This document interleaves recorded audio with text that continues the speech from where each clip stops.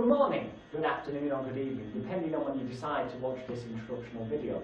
I'd like to welcome you to Secrets of Professional Stage Hypnosis. We're going to cut straight to the chase and teach in depth various rapid and instantaneous induction techniques as used by some of the world's leading stage hypnotists. So sit back, it's going to be a fast and rocky ride.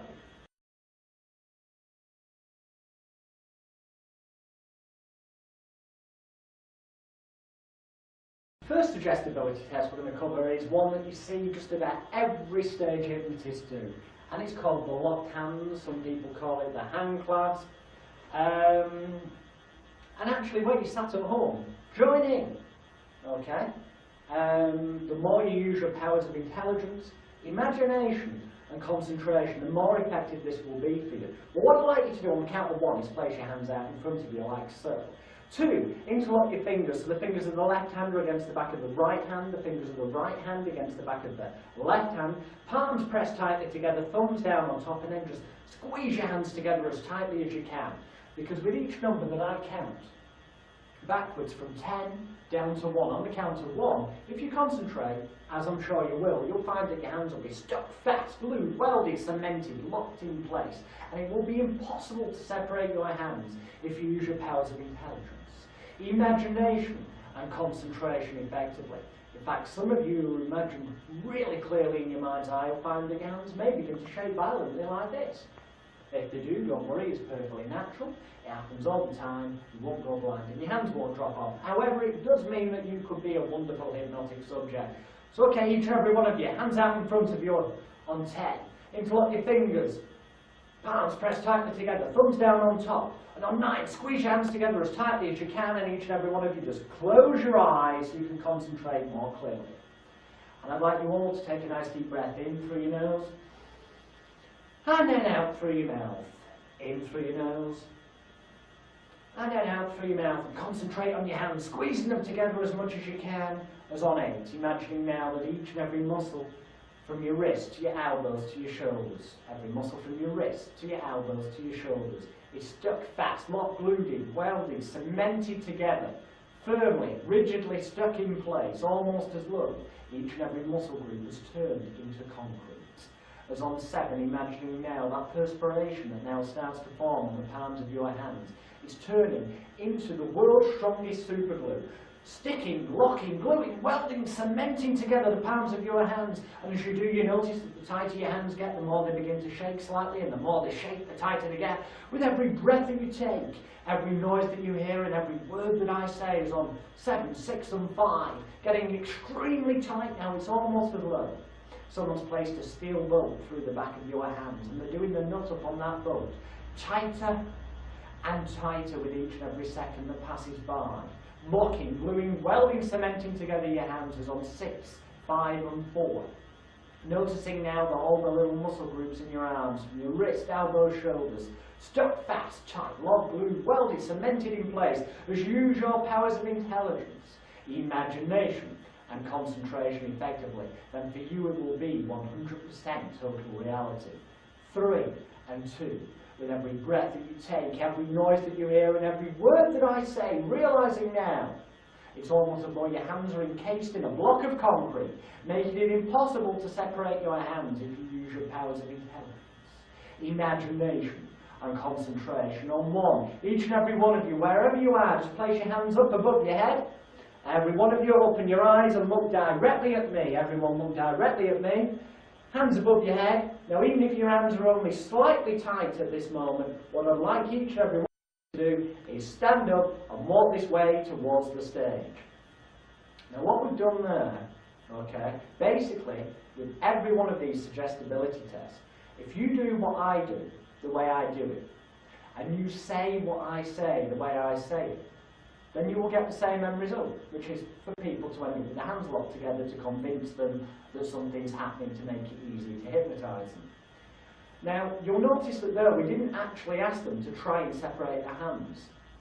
So when you later on tell them they can separate their hands and they take them apart, they just come to believe they were locked together. So they think you've done something to them. You can always use the law of reversed echo, which is to suggest using the word try. Because the word try implies that you're not going to be able to do it. So you can say to them, okay everybody, if you stare at your hands, keep using your powers of mind, your intelligence, your imagination, your concentration, and just try to separate your hands. And the idea being that that suggests to them that if they've got to try, then they're not going to be able to do it. And as such, the more they try, the more the majority of them will find they're unable to. And also there's a physical element going on, because if someone's pushing their hands together at the palm level, at the bottom there, in that direction to squeeze them together, then as they do that, they're pushing their knuckles together. So when they do try to separate their hands, the knuckles knock against each other, and they think, oh, my hands are locked, so they give up and come to the conclusion the hands are locked together. It's a big trick, but that's the locked hands.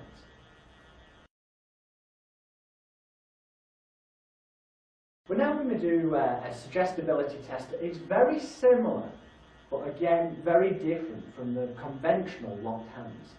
The difference with this is it's guaranteed to work on everybody, including the world's biggest skeptic, just so long as they actually do what you tell them to do. Allow me to demonstrate. Okay, everybody at home, just place your hands out in front of you like so. Okay, interlock your fingers. So the fingers of the left hand against the back of the right hand, the fingers of the right hand against the back of the left hand, thumbs down on top. And then what I'd like each and every one of you to do in the audience is take your hands and push them above your head like so, up above your head, and stare directly at the back of your hands. Keep staring at the back of your hands.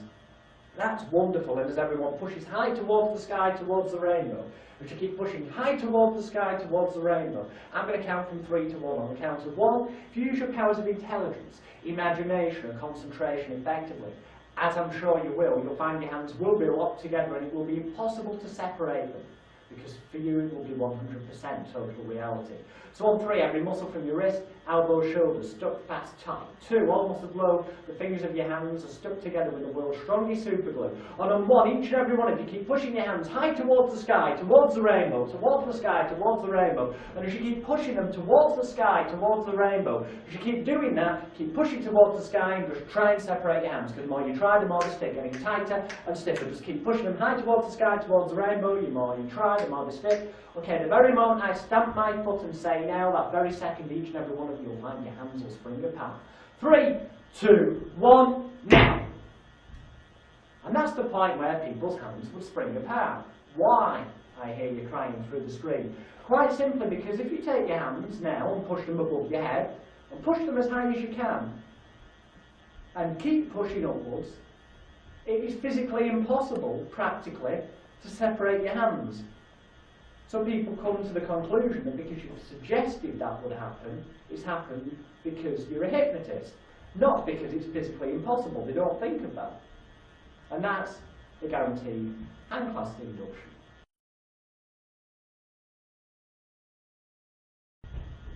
We've just done the guaranteed hand clasp induction, but there are a couple of variations on that, so you can make it look a little bit different. Essentially, they all rely on the fact that in that position, your hands, you cannot separate them as long as you're pushing upwards.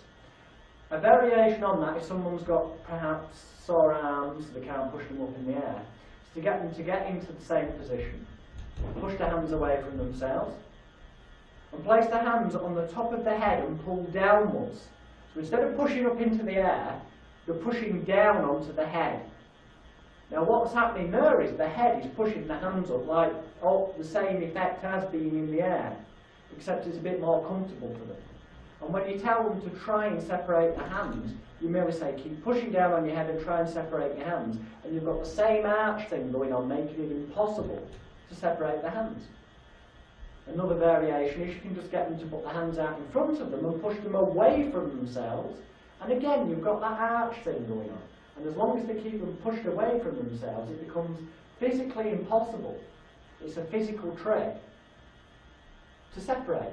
And they come to the conclusion that because you've suggested that by the count of 1, they will not be able to separate their hands. That when they feel it, oh, I can't separate my hands. Well, he's a hypnotist, he suggested it to me, and it's worked. So that makes it easier then when you go on to do an induction on them, to get them under, because they believe that what you suggest to them will work.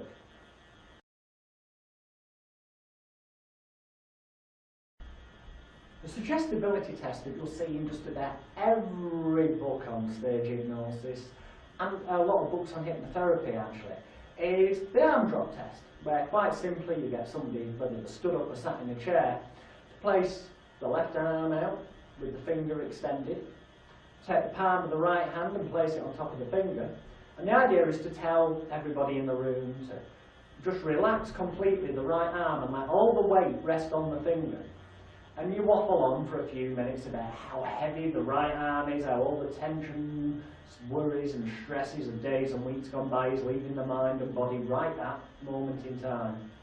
And the idea is that when you say now on the count of 1, so it's 3, 2, on 1, that to take the finger away and the hand's going to sink down into the lap.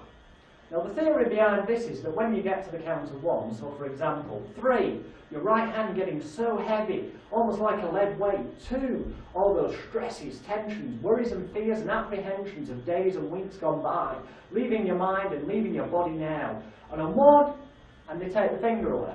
If their hand stays in the air, that's telling you they're not really that much of a suggestible or responsive or cooperative subject. However, if when they take the finger away, the right arm goes, look, straight into the lap like a sack of spuds, it's telling you they've done exactly what you wanted them to. They've got the seed of an idea that you've given them, let it sprout in their mind, come to believe it, which is what all hypnosis is, believing in suggestion, if you're a good subject. So you're looking for the people in the room who, when you say now, and they take the finger away, the hands drop, the quicker they drop, the heavier they drop, the more suggestible that person will be.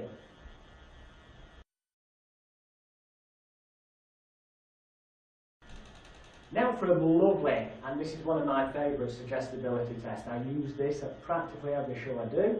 It's called the fingers closer together test. Again, as long as the people do what you tell them to do, okay, as long as they're cooperative to a certain level, it's guaranteed to work. And it goes something like this. Try it out at home. You'll be amazed. Place your hands out in front of you like so, okay? Interlock your fingers. So the fingers of the left hand look familiar. Are against the back of the right hand. The fingers of the right hand against the back of the left hand. Palms pressed tightly together, thumbs down on top. Now I'd like each and every one of you just to take your 4 fingers, they're the ones on top, everybody, and place them out, extended in front of you like so. And then just separate your 4 fingers about 1 inch. I can see if that's 1 inch, I've got no worries, I can tell you, but that's another story. Okay, just about 1 inch like so, that's brilliant. And each and every one of you, I'm going to count backwards from 3 down to 1. Everyone stare directly at me, look directly in my eyes. Not at your hands, into my eyes. And you'll find that by the count of 1, if you concentrate, as I'm sure you will, that your fingertips will be touching together. Almost as though the world's strongest magnets are pulling them closer and closer with every breath that you take. Every noise that you hear and every word I say is on 3, closer and closer. 2, almost touching now, as you believe in it and use your powers of mind. And on 1, it's almost as though someone's got string pulling them together, closer, closer, closer. Let them touch together right now. Now you probably sat there thinking, after a few seconds my fingers were touching already. The point with suggestibility tests is exactly that. Even the ones that are guaranteed to work on everybody. Some people react very quickly, some people take a little bit longer. So when you're working with a group, you waffle on for a couple of minutes giving these suggestions to allow everybody to catch up to each other. And what you're looking for, when you're looking around the people, is who's reacting fastest. Because from a stage hypnosis point of view, you want those that are most responsive, that react quickest, because they're going to be the people who are more cooperative on stage when you get them up and do the inductions. In a therapeutic point of view, when you use suggestibility tests, you're one-on-one. So if you see them reacting really quickly, because obviously you can see whether the fingers are going together quickly or not, then you can speed it up and cut to the chase. Your fingers are now touching. If it's taking a little bit longer, you can drag it out by using phrases like, as you use your powers of intelligence, imagination and concentration. And that's a very important point. Any of the suggestibility tests that I'm going to be teaching you, those points apply. You can just tweak them as you go along and ad lib. Why does it work, this one? Quite simply, take your hands, put them back in that position, separate your fingers 1 inch, don't look at them, don't concentrate on them, and the muscles naturally draw them together. For some people it takes a few seconds, some it can take a minute, and that's why we waffle on. The other reason for waffling on is to make them believe that when it happens, it's happened because we suggested it would. And after all, a hypnotist suggests things and makes people do things they wouldn't normally do. That's the perception people have. So if we can make, knowing this is definitely going to happen, if we suggest that your fingers will be touching by the count of one, and we waffle on until the fingers are touching, they come to believe that's happened because we suggested it. And once they believe that, when we come to do inductions on them later on, they already then are in a state of mind where they believe that if we tell them that we're going to do X, Y, Z and they'll go to sleep, that they believe that they will. And if they believe that, then they will, because all hypnosis is a state of mind, a state of belief, and being suggestible, essentially. Okay, everyone, place your hands out in front of you. Everybody. That's you as well. Hands out in front of you like so, okay?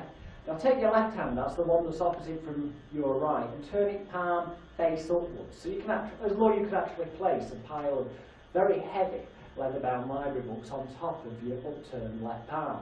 And your right hand out in front of you like so, palm face to the floor.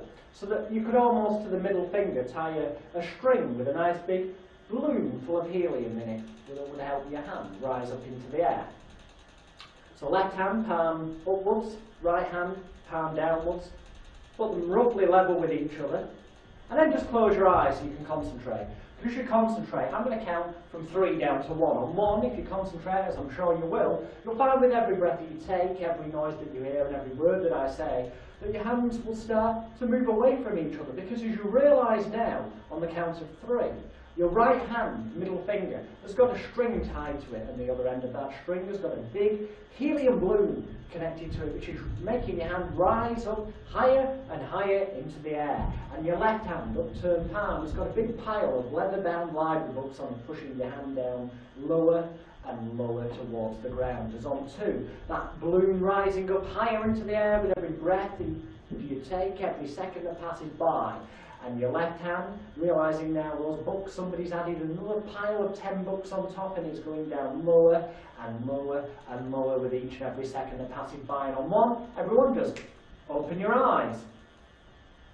Brilliant. Now at this point, if you sat at home doing this, you'll have opened your eyes and gone, you may have opened them and thought, I've moved a bit. It could be that you've opened them and gone, oh my God, what a difference. Again, what you're looking for with the people is the more suggestible they are, the bigger the gap will be. So they're going to be more responsive, more cooperative, more suggestible when it comes to doing inductions. The beauty of this law is that with that left hand palm upwards, and it's easy to remember it's the left hand, just think of the letter L, because library books begins with L. The word lower, pushing to the ground, begins with L, and leather, for leather-bound library books, begins with L. So it's all the letter L. Leather-bound library books on the left hand, pushing lower. And the right hand, which is palm face downwards, so you can tie the balloon to it, is R, and the balloon pulls it into the air, which is rising, so it's right hand rising. That's how you kind of remember it. And because the books are on the left hand, leather-bound library books, all letter L, you need the palm face upwards to put books on. And the interesting thing is that if you've got your left hand palms upwards and your right hand palm down, put them roughly equal, you get more of a strain on your left arm holding it in that position than you will with your right arm. So after a period of time, your left hand gets tired and moves down anyway. So when you open your eyes and say, whoa, there's a big gap, and you suggested to me there would be, they come to believe again that it's because you've suggested it. And when they believe that, then they put it in your hands. That's the light in every hands test.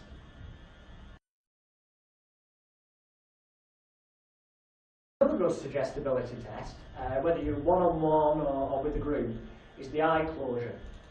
Eyes glued together, as I call it. Now, I'm not actually going to do this on you over the camera because it's going to be a bit hard to kind of translate it to you because, well, hey, you know, I'm not there to touch you on the head. What you do is you get the people to close their eyes and you say, I want you, with your eyes closed, to concentrate and imagine there's a hole in the top of your forehead, just about here. And imagine it's as though there's a triangle going from the side, angling up to the hole in your forehead. And it's almost as though there's a white, bright light coming in through that hole. So there they are with their eyes closed, concentrating on a point at the top of the head. And as long as they stare up with their eyeballs, and keep staring up at this imaginary hole, and this is the point you can try it at home, okay, now you know what you're doing. Close your eyes, brilliant. As you do, you look upwards with your eyeballs, under your eyelids, as though you're looking through a hole in the top of your head, just like I explained a few seconds ago. And keep staring at that point at all times. Because on 3, it's almost as though your eyes are locking, gluing, welding, cementing together. 2, realising now that if you use your powers of intelligence, imagination and concentration effectively, as I'm sure you will, that you'll find that your eyes will be locked together until such times as I clap my hands. And on 1, just so long as you keep staring at that hole in the top of your head, and keep looking at that white bright light, keep staring at that at all times, keep looking up with your eyeballs, but just try and open your eyes. Keep staring at that hole, but keep staring at the hole and try and open your eyes. Noticing, the more you try, the more they stick. Okay, everyone, you can open your eyes now. The idea behind this is quite simple. If they actually take you at your word and do what they are told to, which is what you want, people who do what you tell them to do, then you'll find that it's physically impossible if you've got your eyes closed and you're looking up with your eyeballs up here, okay? If you keep looking up there, it's physically impossible to open your eyelids. And the word try just adds another element, the law of reversed effort, which suggests to them they won't be able to do it. But basically it's a physical trick. And you can do that one-on-one. If it is one-on-one, it's great to actually touch them when they close their eyes and go, imagine a triangle pointing upwards, and where the tip is, you've got the hole in your head. If it's an audience, you need to kind of explain to them first, like I just did with you, what they're going to do when they close their eyes, because once they close their eyes, obviously they can't see it. That's the eyes glued together test.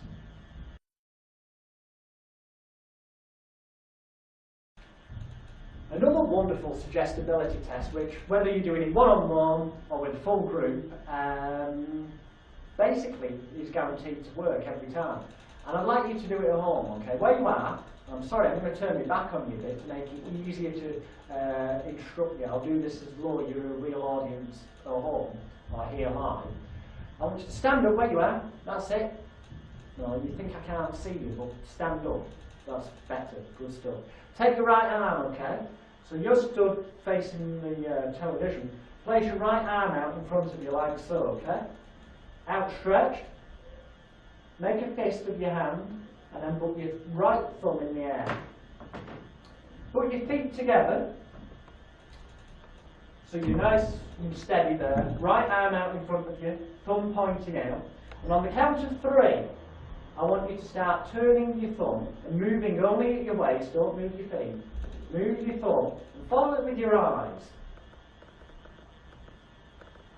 Okay, on the count of 3, but I want you to stop the moment it becomes uncomfortable. So stood there, feet together, arm out, thumb stuck up.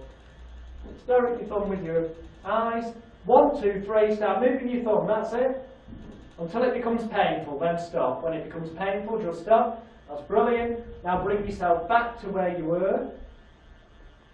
That's great. You know what you're doing now, so keep staring, keep in that position, facing the television, thumb out, ready to do it again. But just close your eyes and imagine doing that again. Just imagine doing it. Don't physically do it, just imagine doing it. And this time in your mind's eye, see yourself getting to the point you did before, okay? I want you to see past your thumb. See that in the distance. And then notice something you once thought would be so difficult becomes so ridiculously easy. And you feel no discomfort whatsoever. Notice in your mind's eye that vision of you being able to go much further than you did before. Got that? Good, that's brilliant. And as you use your powers of intelligence, imagination and concentration effectively, see that clearly, turn up the volume, the brightness, believe in it, and it will be 100% total reality to you, and I'd like to prove that to you. So open your eyes. On the count of 3, I want you to do it again, okay? In position, arm out in front of you, thumb up. 1, 2, 3, going, moving from the waist only, following your thumb with your eyes, you're going further and further and further, no discomfort whatsoever. As you see, it even works on me. Why? Because the first time, I'll do it face on to you, the first time, you can go maybe this far, for example, and you feel a bit of a twinge in your back. That's because you haven't used the muscles in that way for a while. When you come to do it the second time, you've already warmed the muscles up, so you can naturally go further without feeling any form of pain. But you'll notice the first time, so they're inclined not to go that far, we say stop the moment you feel pain. So we give them a suggestion that it'll be painful. So they stop pretty quick, nobody wants to feel pain. The second time, we never make mention of the word pain. We say you'll feel no discomfort. It's a nicer, softer word. It's a suggestion that it's going to be easier. And basically, if you try it yourself, 4, you'll get so far, come back, visualise going further. That's just presentational to make it look like it's happened because of your suggestions. The second time, you will find you can go much further, and if you've got a room full of people, as they're turning, they're seeing everyone else going further as well as themselves, and it's a physical indicator to them there and then, oh my God, I went further this time, so what he's suggesting to me did work. And again, that compounds the belief that what you're doing actually is suggesting stuff and getting into the mind, which it isn't really, but that's what they've come to believe, and when they believe that, you've got a good hypnotic subject on your hands.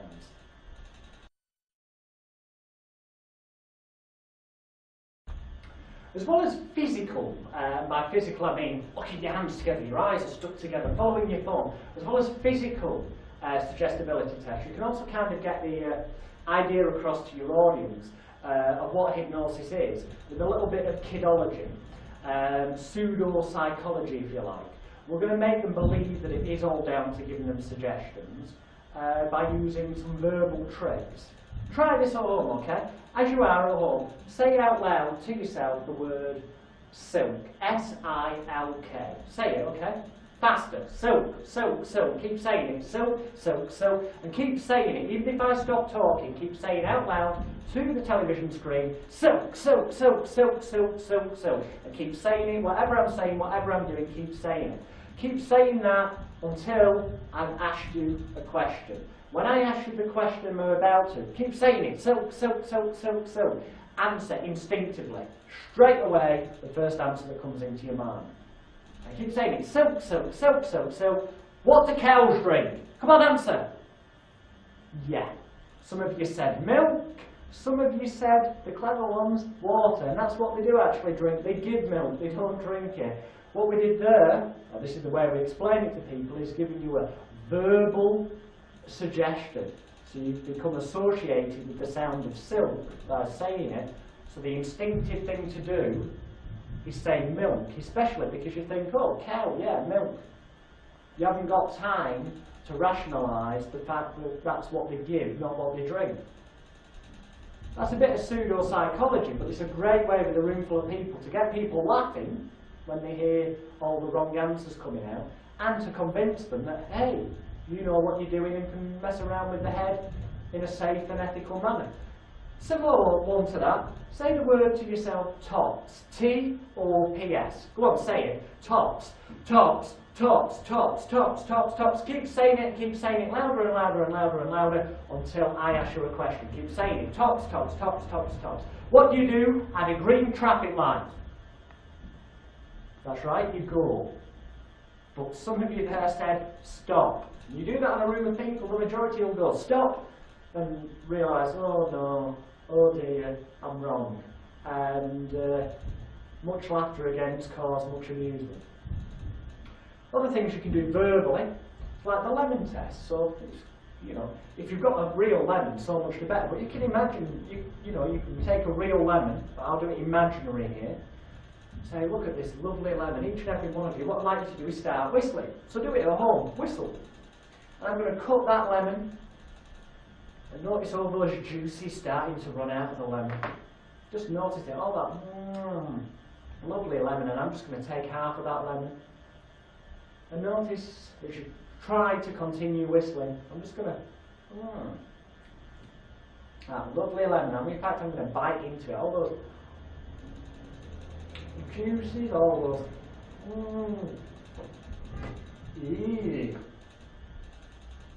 Stop whistling, yeah? The reason I say that is you get a room full of people, especially if you use a real lemon. I prefer just to mime it because it's almost as effective and I don't have to taste the horrible lemon flavour. But if you use a lemon, it's even more effective. You get a room full of people and you do that, miming it, the bitter sour taste, giving them the suggestions. They will stop whistling because the mouth will dry up. And when everyone realises that more and more people have stopped whistling, they think, oh my God, the hypnotist has given us this suggestion, it's come true, so therefore, when he gives us other suggestions, they'll work. And if you want to try that out and be a little bit of a sod, when the Salvation Army are playing in one of your local shopping centres, right, this is serious, take a lemon with you, go chuck some money in, look like an interested passerby watching them play the stuff. Get eye contact with the people on the trumpets and the trombones and stuff. Get out your lemon from your pocket, cut it, start sucking it in front of them. And basically it will completely ruin what they're playing because all of them, their mouths will dry up and they won't be able to play the instruments properly. Prove to yourself it works. A similar one is quite simply, I'm sorry about this, it's new shampoo I'm using, but in fact it almost feels as though, as you look at me now, it feels almost as though I've got nicks running around my head. That's what it feels like. Obviously I haven't, but it feels like it. Actually, it feels quite like I've got ants in my pants. It's not fleas on my knees, fleas on your knees, ants in your pants. You can almost feel it yourself, can't you? It's like you've got ants in your pants, fleas on your knees, nits in your hair. It's just crawling. You can almost feel that crawling over your skin, can't you? With the ants in the pants, fleas on the knees. Oh yeah, really itchy now. Do you think? Now, tell me you haven't tried scratching yourself yet. You do that in a room full of people. You'll start seeing them doing it, they're following you, because it's contagious. The thought of it is, creepy. And you start itching, and that's a good illustration. And it's also good when you're looking at the room, the people who react really quickly, the ones that really get into it, and they're like, I'm really, really itchy. The ones that respond first and respond best are the people that you ideally want to get to the front to do inductions on, because they're going to be most suggestible, most responsive, and most cooperative. And they're just a few verbal, if you like, suggestibility tests.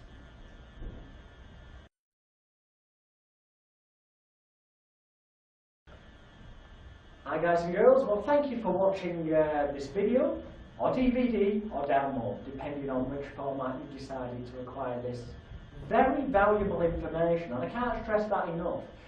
You watch this tape again and again, and you'll see the nuggets of information in there.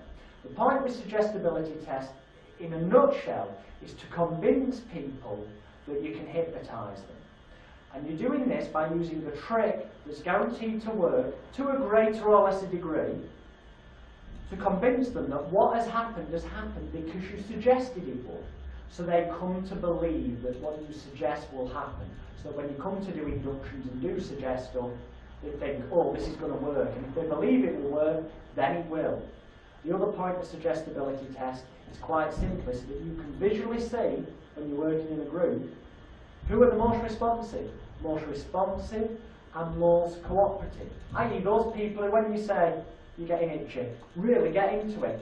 Those people who, when you say try and separate your hands, find that they're vibrating, almost shaking around, or are really putting effort into it. You can see them really into it. Those are the people that are the best volunteers for your hypnotic show.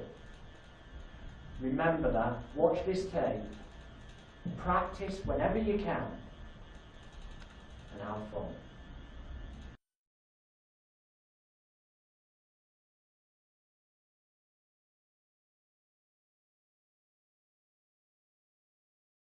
Okay, so what I'd like to do is come this way. That's brilliant. Just stand about there. That's perfect. Feet together. Hands by your side. Tilt your head well back. Close your eyes. Nice deep breath in through your nose. And then out through your mouth. In through your nose and then out through your mouth. I'm going to count from 3 to 1. On count 1, if you concentrate, as I'm sure you will, you'll find that you fall gently backwards into my arms. Now, I'm not going to let you fall and hurt yourself. You just fall into a beautifully relaxed, sleep-like state. Your eyes will remain tightly closed at all times unless I say otherwise. And on 3, as I tap you on the back, it's just a sign and a signal to relax more completely. 2, the deeper you go, the better you'll feel, and the better you feel, the deeper you go, and I'm on going back, and sleep, relax, relax, relax. Well, he went like a sack of spuds, didn't he? That is what we call the falling backwards induction. Essentially, as with all the inductions I'm going to demonstrate, if you do exactly what I do the way I do it, say what I say the way I say it, then it will work. But I'm going to go through it in a moment to point out the finer details for you. Hope you get, sir. Thank you very much. Okay, now, bearing in mind, if you're doing this for an audience, the audience is in front of you. So we would take him and we would move him perhaps near the front of the stage and give it the feet together. So when he fell back, he'd be falling back to the floor pretty much like that, away from the audience, okay? Because visually it looks better, but for the purposes of this video, all the inductions we do that would normally be face on to the audience, we're going to do sideways on. So there, imagine that the audience is over there, so that you can see what the audience normally wouldn't realise from their perspective, so you can learn how to do the inductions. Okay, bear that in mind with all the inductions. So, you be very forceful, come here sir, and you pull them around, and the reason for that is you're taking control, you're dominant, you're the hypnotist, you're in charge. Okay, just stand there, that's wonderful sir, very forceful. We say feet together, and I literally knock his feet together to make sure he's like that. Now at that point, it's very easy to tilt him either direction. We then come in, and this foot goes against, my right foot goes against the back of his feet. So we've now got an even bigger pivot effect, if you like. My right hand goes around his body and says head well back, and as I say it, head well back, I pull his head back. So he's almost off balance, pretty much to the point where if I took my hand away, he'd fall over. But obviously we're not going to do that. And you notice how my arm's supporting his back, so he doesn't realise how far off angle he is. My fingertip, okay, is on, and I'll keep hold of you tightly there, is kind of here. The unibrow area, between the eyebrows, just above the nose. And as I count from 3 to 1, always counting backwards, so for inductions putting people to sleep, numbers go backwards. 10 down to 1 or 3 down to 1. When we're awakening them, we count upwards, so I'm going to count to 3 and be wide awake, 1, 2, 3. Awakening, numbers go up, voice gets louder and more enthusiastic. Inductions, numbers go down, backwards, voice goes lower. So we've got the feet together, foot there for the pivot, finger on the unibrow, pulls the head back, they're off balance, but you're supporting them. So when your arm moves away, they can fall back quite easily. You say, and close your eyes. The effect of this is to totally disorientate them. Breathe in through your nose, and then out through your mouth. That sends lots of fresh oxygen to the brain, makes them feel good. Again, it disorientates, makes them feel a bit dizzy. And as we count those numbers back and say any old psychobabble waffle, such as the deeper you go, the better you'll feel, etc., we gently pull the fingertip backwards. And it really is, I'll demonstrate, it really is very, very, very gentle. The more gentle that's done, the more it has the effect of making the person move backwards, following your finger. By the time you get to the count of 1 and say I'm falling backwards, your hand comes down off the head, behind the body, and straight under the armpit. So you've got that full cushioning effect, and you can then grab hold of the left hand to help lower them to the floor, which you saw before. Now I'm going to put that all together for you, but just one more time. You see, it's move them around, take control, feet together, make your pivot, head back, fingering unibrow, supporting them, and later on I then say as I tap you on the back, it's a sign and a signal to relax more. The reason for the tapping is, again, it puts them more off balance, so by the time you get to here, they're pretty much falling anyway. I'll do it one more time all together, but as I do it, I will say what I'm doing. So when you watch it in conjunction with the first version, it'll make sense to you. So it's move them around, get them together, feet together, knock the feet together, get in pivot position with your foot, head well back, unibrow, finger back, supporting back. Waffle, waffle, waffle, feeling deeper, breathe in through your nose and then out through your mouth, making them more dizzy. Finger very gently moving backwards as I tap you on the back, thus making them more disorientated, and then when it comes time to sleep, back under and lower them down. Now Tim, for the purposes of this, is obviously helping himself, lower himself. On stage the people go like sacks of spuds, but they don't feel it because basically they're so relaxed. Remember, it looks like they're going, but they're not, because you're cushioning the fall, so they're only really going about that far. Okay, hope you get Tim, that's brilliant. That's the falling backwards induction.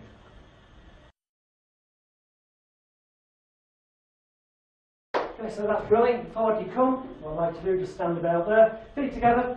Okay, hands by your side. What I want you to do is look directly into my eyes at all times. Okay, I'm going to count backwards from 3 to 1. On the count of 1, if you concentrate, as I'm sure you will, I'm just going to place my fingers gently there. You'll find that you feel yourself falling gently forwards towards me. Now I won't let you fall and hurt yourself. I'll just catch hold of you. And the very moment I do and say sleep, the moment I say sleep, I want you to close your eyes and you'll find your eyes remain tightly closed. 3, nice deep breath in. And out. 2, you can feel yourself falling gently forward. And 1, sleep, sleep, sleep, sleep, sleep. Okay, right. First thing to point out there, this is called the falling forward induction. As you'll see there, I went and then wide awake. You very quickly would wake them up with the post-hypnotic for the rest of this evening. Whenever I say sleep, you'll instantly re-enter this state. Because otherwise they're going to get a bit concerned about, I might fall on the floor, face first. The key thing there, again, we move them around, put the feet together so you've got that pivot, pretty much like a reverse falling backwards. My fingers, and I'll take one of them away, it's the same on both sides, go gently on the brow, eyeline area, okay, on both sides. We engage eye contact, and I will never break eye contact. Could I stare at the volunteer's bridge of the nose? But to them it looks like I'm staring them in the eye, the classic, don't look into my eyes. And very gently, as I count backwards the numbers, my fingers are very gently pulling forward. And I'm not on about pressing on the head pulling, I'm on about just a gentle movement. The more gentle that movement is towards yourself, the better, because the head naturally follows it. Now the trouble with this is, if you were to just do that on its own, the head would start moving as Tim's just did there, more towards the floor. And then realise, I'm falling forward. And you don't want that, you want that total moment of disorientation and shock of, oh my God, I am falling forward, when you tell them it's going to happen, namely when you say sleep. So that is why, if you look closely, I put my right foot back slightly when I got in position. So as Tim's eyes, I see his eyes gently moving more towards the ground. I lower myself, so my eyes are still at the same eye level as him. And then when it comes to the final number, I step into him and say sleep, thus cushioning him. It's a handy one to know. At that point, you instantly say sleep, close your eyes. You take control and then say, as I do with all inductions, your eyes will remain tightly closed at all times unless I say otherwise. That's called the falling forwards induction, and if you basically use the facility you've got to go back and watch that again and again and again, and then rehearse it with a friend, you'll find you get very good at it very quickly, and it saves me, it's pointless us spending hours doing the same thing time and again when you've got rewind.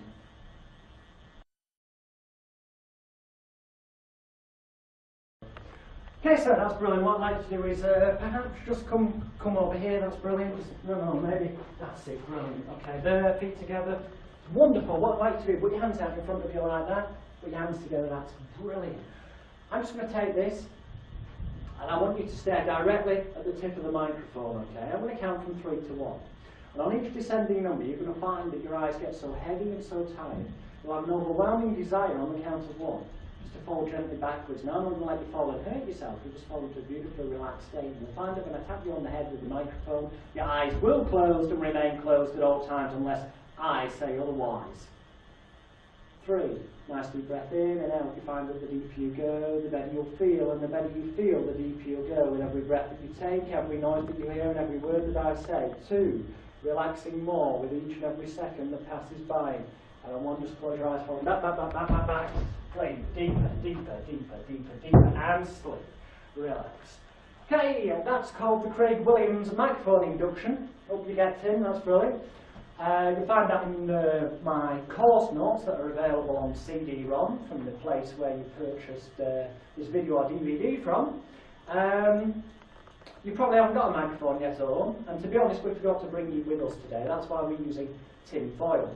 The principle's all the same though when you watch it. What's happening here, if you'd like to come a bit closer to it, you're getting them in that same position, feet together, hands. Here, we want them in a position where we can grab them, stop them hurting themselves when they fall. So we get them to put their hands together like that. So if you just put your hands together like that, brilliant. Now, if you've done the locked hands suggestibility test to get them up on stage, it could be that they come up already like this. So you can go straight into it. But if not, it doesn't matter. Just ask them to put their hands like that. You take a nice, firm hold of their wrist, okay? I'll show you that. Nice firm hold, so when they're falling back, you've got them. You can really stop them falling. And the key with the microphone is the numbers counting backwards is all presentational. But it starts off roughly kind of at eye level. And on the count of 3, we gently move it upwards into the air, so they have to follow it with their eyes. Which means by the end of the count of 3, it's about here, 45-degree angle. Plus knocking the head off balance, so they're more inclined to fall backwards. On 2, as well as moving it slightly more above the head, thus making them fall back more, we also move it in gently, which has the effect of making you go cross-eyed, like taking your own finger and bringing it in closely towards your eyes. So you've got that cross-eyed effect as well as having to follow it, both happening at the same time. It's very disorientating. So it's like 3, following the microphone, 2, following more on 1, you just tap them on the head and say close your eyes and sleep and let them go back. You don't need to at the minute because you can watch that by rewinding. And that's the Craig Williams microphone induction.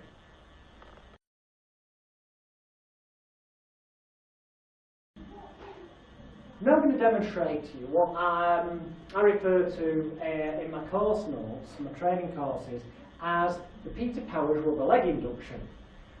There's 2 reasons for it to be called that, quite good ones as well, because the induction was created by Peter Powers, oddly enough, and the reason for the rubber legs bit is because that's the suggestions you give them, that the legs are going to turn like rubber and give way under them. Basically what you do is you get the person, or preferably a row of people on the stage who you want to put into trance, those that have been really responsive to the suggestibility test, and you say take your right foot, place it against your left foot like that, take your hands, place them against your chest, close your eyes and breathe nice deep breaths in through your nose and out through your mouth. Now you'll find I'm going to count from 3 to 1. On the count of 1, if you haven't already found that you're lying comfortably on the floor asleep, that you'll find that when I tap you gently, you'll just fall gently to the floor. I won't let you fall and hurt yourself. 3, nice deep breath in through your nose and then out through your mouth. As I put my fingers, just a sign and a signal to relax more, just a sign and a signal to realise now that your legs are almost turning to rubber, almost as rubber like jelly. As on 2, the deeper you go, the better you feel, and the better you feel, the deeper you go with every breath that you take, every noise that you hear, and every word that I say. And I'm just gently sleep, sleep, sleep, sleep. Right now, Tim's anticipated, because we've had a rehearsal in advance, that he was going to fall and hurt himself. You see, on stage, they don't have that luxury. They don't actually know they're going to fall. But in actual fact, it doesn't hurt them. Let's explain why first, and I'll do this as well. You get them to place the right foot against the side of the left, brilliant. The hands together against the chest, this makes them top heavy. That way, because they're top heavy, they're more likely to lose balance and fall because of the unstable position they're in. But the beauty of it is that when they fall, their left leg, which is the one at the back, okay, the one with my lovely leg, okay, at the back, will push onto the back of this knee. So it pushes the leg forward, so they actually fall to the knee and then to the floor. Bit like when they do parachute rolls. So they're not going bang, which is the visual effect it gives the audience, they're going to the floor down. So they don't actually get that full wallop. The hands at the top makes them top heavy. When they close their eyes, we'll keep them open for now because you weren't actually going for it then. You're giving it all the suggestions, and you're also doing this clicking around the head, saying it's a sign and a signal to relax more. The reason for this, not only does it look like good presentation, but it is disorientating because you're moving your fingers around, so the sound to them is coming from different places. And because their eyes are closed, they keep trying to follow the sound, and that has the effect of making them more unbalanced, more likely to fall. Now, quite often, if you've got several people stood on the stage in this position, because their eyes are closed, because they're top heavy, because of this going around clicking and the following the noise and what have you, and there's combined suggestions of your legs are like rubber turning to jelly, you feel as though you want to fall gently to the floor. Some people will actually just go before the count of one, before you touch them. They will go, oh. Now when the other people on stage hear that thud, they think somebody's fallen. Now the moment they think somebody's fallen, it acts as a suggestion to them. They stop thinking about keeping their balance, and what happens? They fall over as well, and it becomes like a chain reaction. If by the count of one they haven't got to the floor, you just gently go up, because you've already said on the count of one, I'll just tap you gently. You just tap them gently, turn sideways on Tim please, so we're in that position, on the back of this knee, because that has the effect of gently pushing a knee forward, which pushes the other knee forward, taking them into that kind of parachute fold position. And that's the Peter Powers rubber leg induction.